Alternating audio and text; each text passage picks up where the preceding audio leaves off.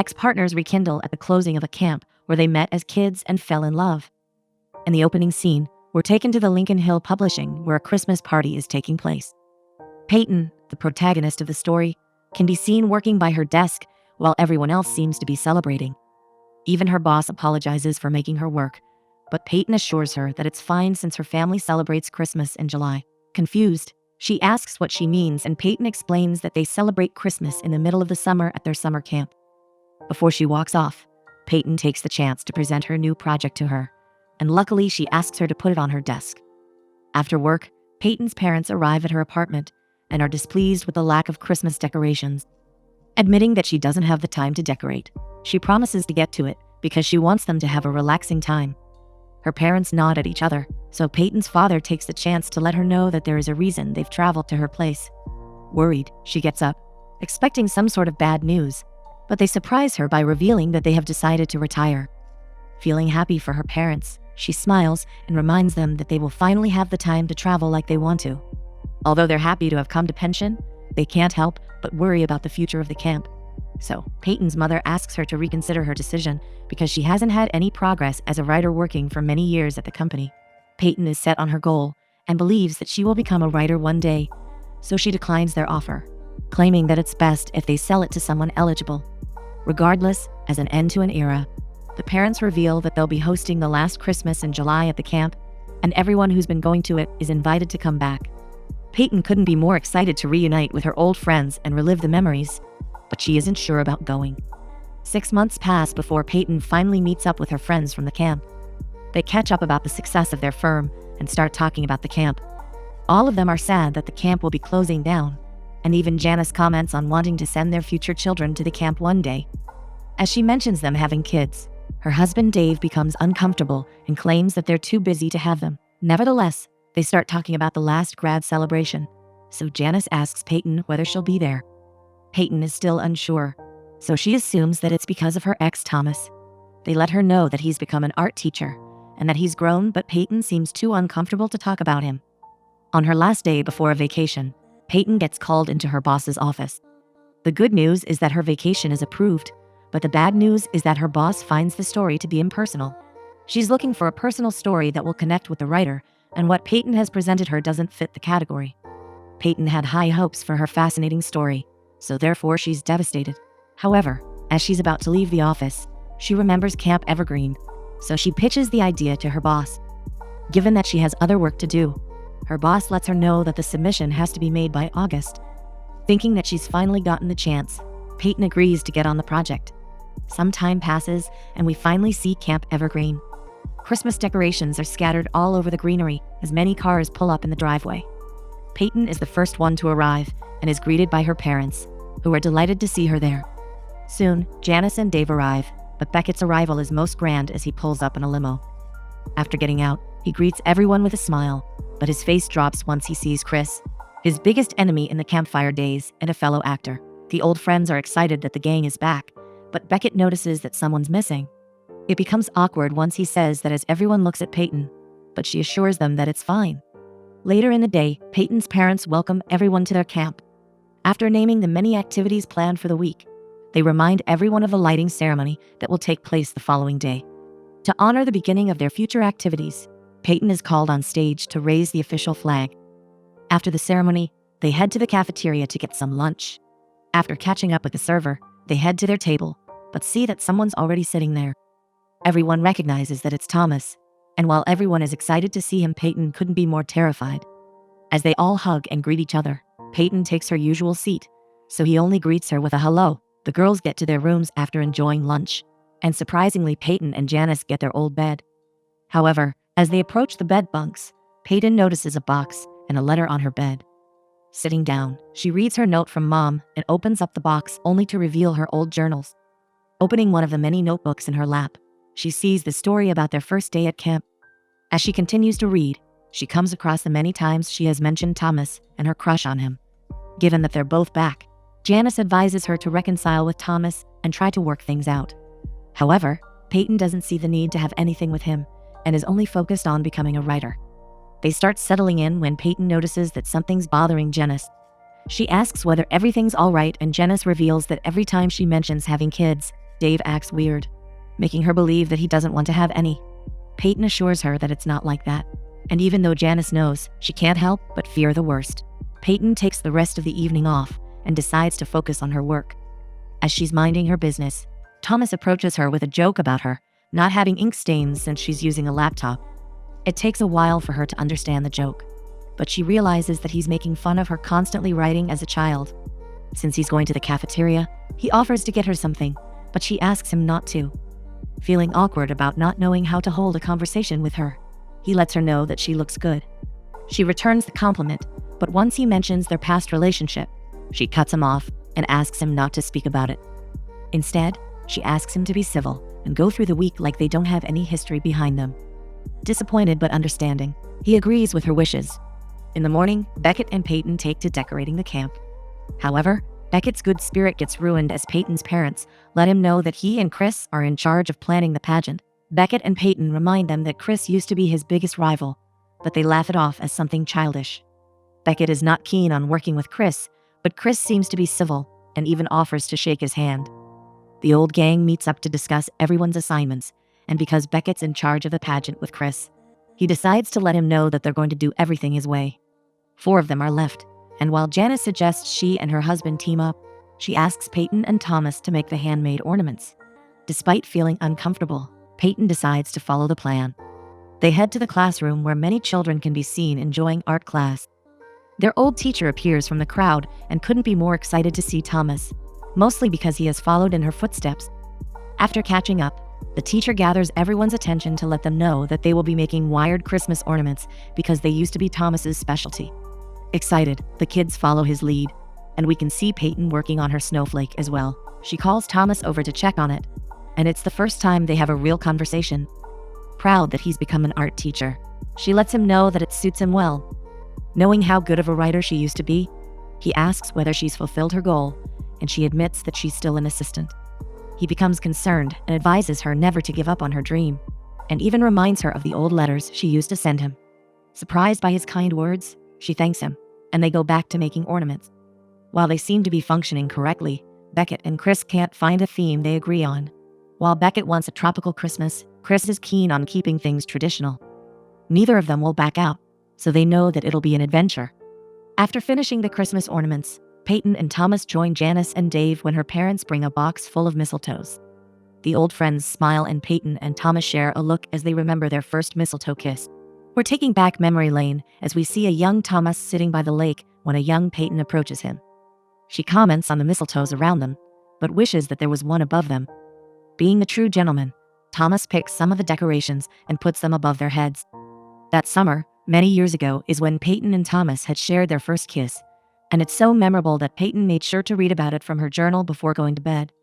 In the morning, the old friends have breakfast when Janice brings a box of newly made decorations for the camp. They get to talking and Beckett wonders whether they ever think about where they'll be in life if they didn't visit the camp every year. Peyton believes that everyone's doing what they're supposed to as it had been their passion. While in camp, everyone expects her. They start feeling bad about her not becoming a writer as she claims that anyone can do her job, but she assures them that she's at least happy for them. Shortly, she tells Janice that she'll be looking for more lights, but Thomas decides to go after her, assuming that she doesn't feel well. Outside, the rain is pouring as they reach Peyton's parents. Devastated, they tell them that the mistletoes are ruined because the roof is leaking. Luckily, they have an art teacher to the rescue as he offers to make them by hand, and surprisingly Peyton asks to help.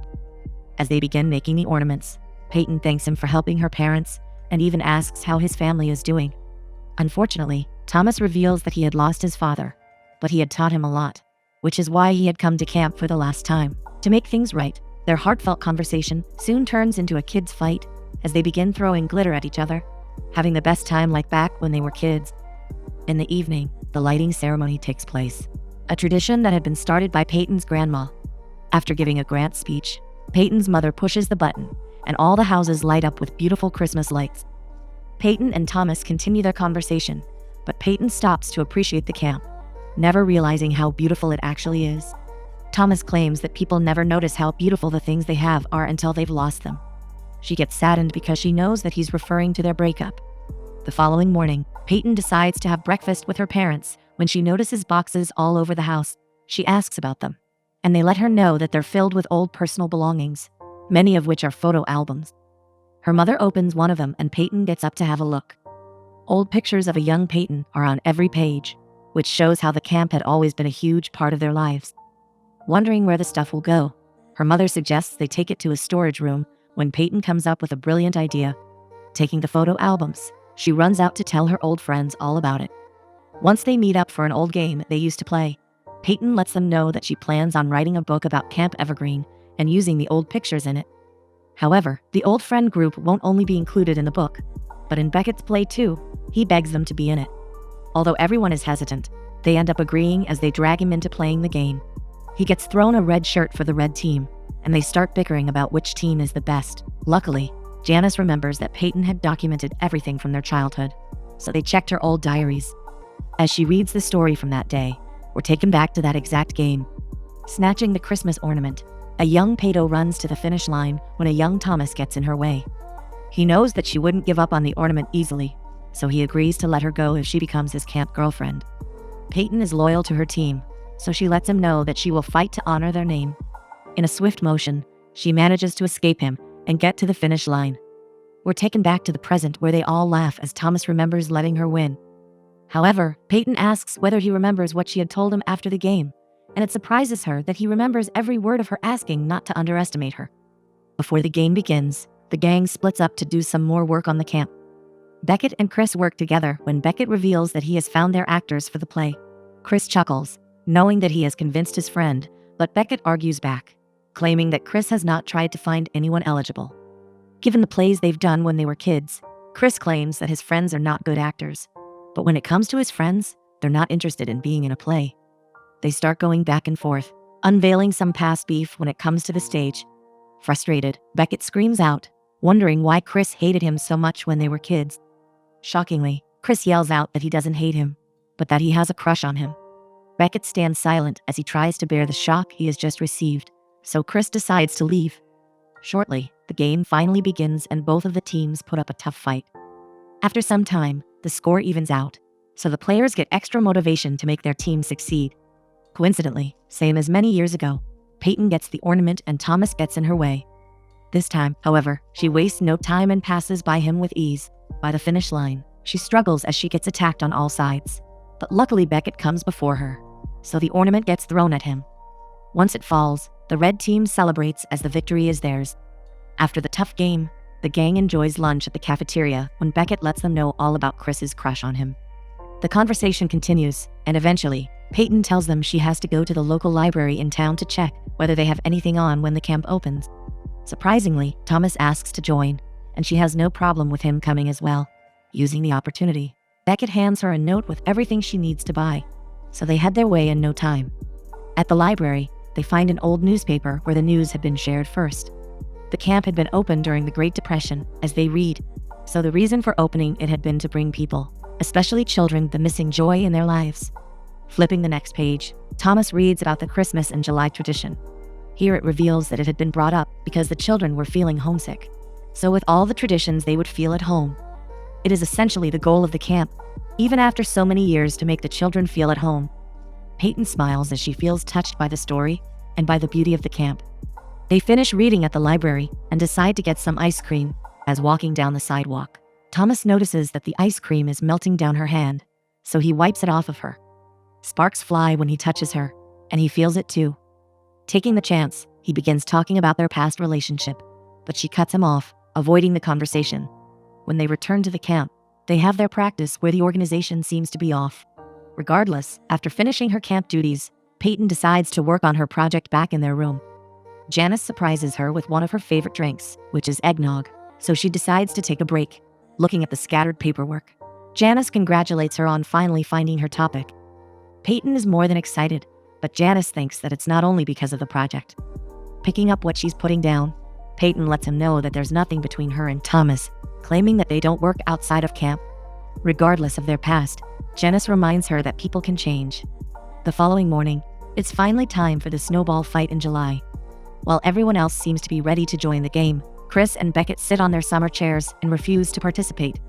The game begins, and while everyone is distracted, Thomas and Peyton take the chance to splash the co-actors as well. After a fun day of playing their childhood games, Peyton heads back to her room when she receives a call from her boss.